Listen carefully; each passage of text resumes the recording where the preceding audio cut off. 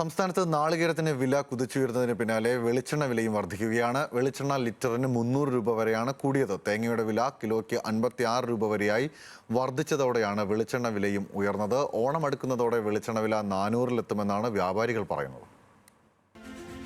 തേങ്ങയുടെ ചില്ലറ വില 60 രൂപയ്ക്ക് മുകളിലായതോടെ വെളിച്ചെണ്ണയുടെയും വില കുതിച്ചുയരുകയാണ്. രണ്ടാഴ്ച മുൻപ് വെളിച്ചെണ്ണയ്ക്ക് 250 മുതൽ 260 രൂപയായിരുന്നുവെങ്കിൽ ഇന്ന് വില 300-ലെത്തി നിൽക്കുന്നു. തമിഴ്നാട്ടിൽ നിന്നും തേങ്ങ വരുന്നതിൽ ഇടിവുണ്ടായതും പ്രതിസന്ധിയിലാക്കുന്നു. തേങ്ങ കിട്ടാത്ത പ്രശ്നമാണ്.